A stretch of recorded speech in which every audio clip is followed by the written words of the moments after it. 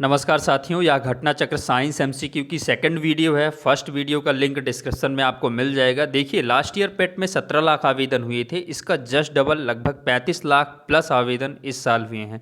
Fate के through अगर आप लोअर पीसीएस का टारगेट कर रहे हैं तो कम से कम 80 टू 85 मार्क्स आपको लाना ही पड़ेगा। अदर पोस्ट की तैयारी कर रहे हैं तो किसी भी हालत में 70 मार्क्स के नीचे आपका नहीं जाना चाहिए। मैंने खुद 99.8 परसेंटाइल हासिल किया था। उस टाइम मैंने सिलेबस के अकॉर्डिंग जो टॉपिक थे ज़्यादा से ज़्यादा उनके प्रीवियस ईयर के एमसीक्यू किए थे। तो अभी वही एमसीक्यू देखते हैं। पहला क्वेश्चन है, मधुमक्खी का उपयोग किया जाता है। पूछ रहा है कि मधुमक्खी के पालन को क्या बोला जाता है, सेरीकल्चर, टिश्यू कल्चर या एपी कल्चर या पीसी कल्चर।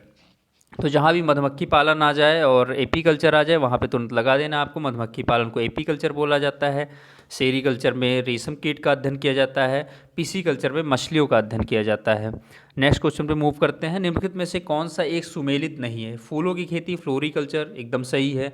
फलों की खेती एग्रोनॉमी ये भी सही है। सब्जियों की खेती हॉर्टिकल्चर, इसको बताते हैं अभी। फलों की खेती पोमोलॉजी। देखिए, सब्जियों की खेती हॉर्टिकल्चर ये सही आपका हो सकता है, लेकिन हॉर्टिकल्चर में बृहद स्टडी की जाती है। वो बागवानी फसलों के लिए होता है जिसमें फूलों की खेती, फलों की खेती, सब्जियों की खेती सबका अध्ययन होता है। लेकिन यहाँ पर हॉर्टिकल्चर को डिवाइड कर दिया गया है, तो इसलिए सब्जियों की खेती के लिए जो विशिष्ट शब्द आता है उसको बोला जाता है ओलेरी कल्चर। तो यहाँ पर सी में आपका ओलेरी कल्चर होना चाहिए था, तो सी आपका सही है।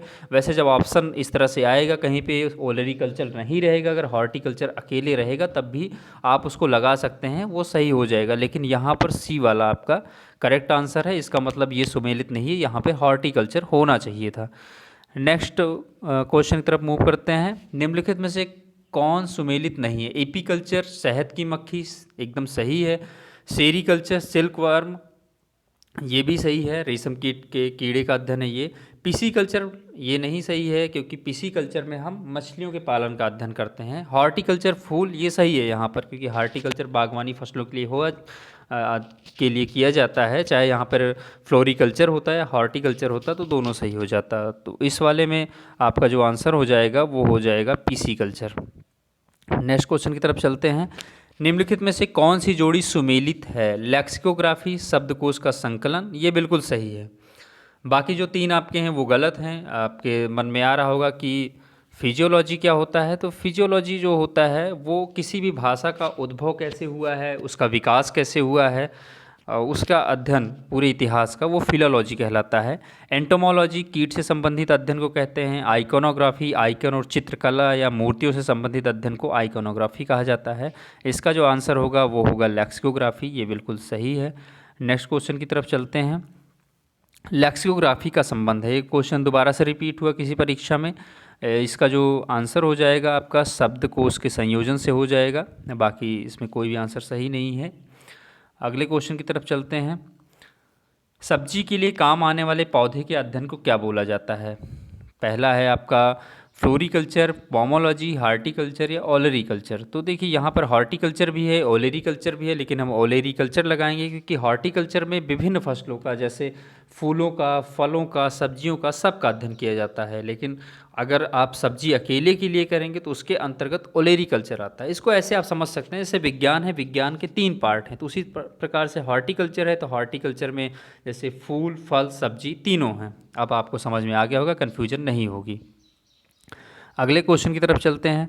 विटीकल्चर के द्वारा निम्नलिखित में से कौन सा एक उत्पादित होता है? सिल्क, केचुआ, शहद, अंगूर। विटीकल्चर जो होता है वो अंगूर के अध्ययन को बोला जाता है, खास करके अंगूर से बनाने वाले पदार्थ। इसमें कोई भी पदार्थ हो सकता है आपका, कभी मदिरा भी हो सकती है। तो विटीकल्चर तो वैसे अंगूरों के प्रोडक्शन से रिलेटेड होता है। तो इसका सही आंसर हो गया आपका आंसर डी, सिल्क, केंचुआ, शहद। ये पीछे आपको मैं बता चुका हूँ। अगले क्वेश्चन की तरफ चलते हैं। कीट संवर्धन क्या है? मतलब इंग्लिश में आप देखो तो कीट एनरिचमेंट। तो एनरिचमेंट शब्द या संवर्धन शब्द जहाँ भी आ जाता है उसका मतलब ये होता है कि इसकी वृद्धि करना है, तो कीटों की वृद्धि करने के विज्ञान को बोला जाता है कीट संवर्धन। अगले क्वेश्चन की तरफ चलते हैं। बाकी ऑप्शन आप देख सकते हैं, ज़्यादा इंपॉर्टेंट नहीं है। वर्मी कल्चर में प्रयुक्त वर्म होता है, आप समझ गए होंगे, अर्थवॉर्म की बात यहाँ पर हो रही है, जिसे हिंदी में केंचुआ कहा जाता है। तो केंचुए के मल से जो खाद बनती है, कंपोस्ट बनती है, वो खेत के लिए बहुत ही उपयोगी होती है। तो इसमें जो आपका फोर्थ ऑप्शन है अर्थवॉर्म या केचुआ, ये आपका सही हो जाएगा। अर्थवॉर्म पर टिक करेंगे, एकदम सही है। अगले क्वेश्चन की तरफ चलते हैं। जेरेंटोलॉजी में निम्नलिखित में से किसका अध्ययन किया जाता है? शिशु, महिलाएं, त्वचा की बीमारी या वृद्ध?